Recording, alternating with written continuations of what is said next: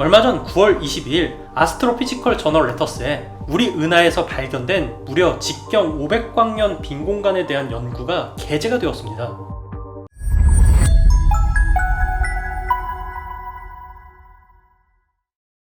은하는 별의 탄생과 우주의 역사에서 매우 중요한 존재입니다. 우주는 거의 100% 빈 공간으로 이루어져 있지만 초거대 질량 블랙홀과 수많은 항성들의 중력으로 많은 물질들이 이 중력의 중심으로 모이게 되고 결과적으로 수많은 항성들이 모여있는 은하가 만들어지게 되죠.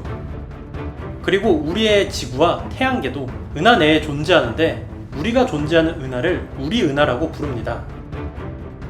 하늘에 보이는 은하수는 우리 은하에 모여있는 수많은 별들로 인해서 나타나게 되는 현상입니다. 그 중에서 우리 은하의 중심인 궁수자리 방향에 그 유명한 궁수자리 A별이 있습니다. 이 궁수자리 A는 우리에게 알려진 가장 유명한 블랙홀로 무려 태양 질량의 300만 배에 달하는 엄청난 블랙홀이 존재하고 이 블랙홀의 중력과 그 중력으로 모인 항성들의 중력 덕분에 우리의 은하 같은 거대한 구조가 만들어지게 되었습니다. 블랙홀은 빛조차도 빠져나올 수 없기에 한 번 들어간 물질은 영영 나올 수가 없어서 과거에는 있어서는 안 될 무서운 천체로 생각을 했었지만 사실 우리 은하와 우리가 존재할 수가 있는 이유는 이 블랙홀 덕분입니다. 때문에 지금은 거대 질량 블랙홀은 은하를 구성하고 많은 물질이 모여있을 수가 있기 때문에 별이 태어나고 생명이 탄생할 수가 있는 고마운 존재로 보고 있죠. 지금까지 이러한 은하의 역할로 우리 은하에서 별들이 태어났고 지금도 태어나고 있습니다.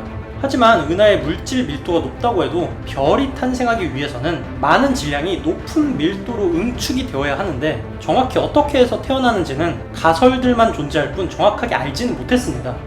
지금까지는 말이죠. 얼마 전 9월 22일 아스트로피지컬 저널 레터스에 우리 은하에서 발견된 무려 직경 500광년 빈 공간에 대한 연구가 게재가 되었습니다.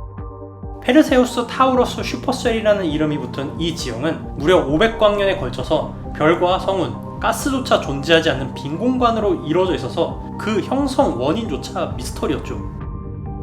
페르세우스 타우러스 슈퍼셀이 신기한 것은 직경 500광년이 별뿐만이 아니라 가스 구름조차 없는 진공이라는 것인데 500광년이나 되는 거리면 태양계에서 가장 가까운 프록시마 센타우리까지의 거리에 115배에 달하는 거리입니다. 또한 우리의 태양계는 반경 250광년 이내에 항성들만 무려 수천 개가 존재한다는 것을 생각을 하면 수많은 별들이 모여있는 페르세우스 팔에 이렇게 넓은 공간에 아무것도 없다는 것은 굉장히 신기한 일입니다.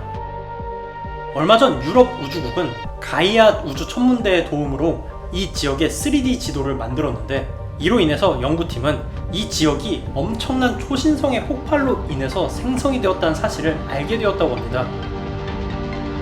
연구팀에 의하면 약 1000만 년 전에 이곳에서 엄청난 초신성의 폭발이 있었고 이 엄청난 에너지는 주변에 있던 가스와 성운들을 강력하게 밀어냈고 거의 1000만 년에 가까이 걸쳐서 현재와 같은 빈 공간을 만들어냈다는 것이죠. 사실 직경 500광년 크기가 빈 공간인 것도 신기하지만 더 재밌는 것은 이 페르세우스 타우러스 슈퍼셀의 외곽에서 격렬하게 생성이 되고 있는 무수한 항성들입니다. 페르세우스 타우러스 슈퍼셀이 형성될 때 생겼던 충격파는 주변의 물질을 외곽으로 밀어냈고 그 결과 외곽에는 주변보다 훨씬 더 밀도가 높은 분자 구름이 형성이 됐고 이 밀도와 압력으로 인해서 이곳에서 엄청난 수의 항성들이 탄생 중인 것이죠. 지금까지 별이 태어나는 원리가 가스구름이 초신성 같은 강력한 사건에 의해서 응축이 된다는 가설이 가장 유력하긴 했지만 이번 연구가 연구팀의 주장대로 초신성에 의한 것이라면 페르세우스 타우러스 슈퍼셀은 초신성이 별을 만든다는 가장 강력한 증거입니다. 그리고 또 이번 연구가 게재된 논문의 재미난 점 중에 하나는 논문에 QR코드를 넣었다는 것인데요. 논문에 기입된 QR코드를 스캔을 하면 가이아 우주천문대가 만든 페르세우스 타우러스 슈퍼셀의 3D 이미지를 볼 수가 있다는 것도 굉장히 재밌습니다. 이번 연구를 진행한 연구팀은 이번 연구로 인해서 은하에서 어떻게 별이 탄생할 수 있는지에 대해서 보다 자세하게 알 수 있었다고 얘기를 했는데요. 비록 우리 은하에서 탄생하는 별의 숫자는 초기에 은하가 생겨났을 때에 비해서 수십 배 이상 줄긴 했지만 별의 죽음으로부터 새로운 별이 탄생한다는 것이 정말로 재밌네요. 그럴만.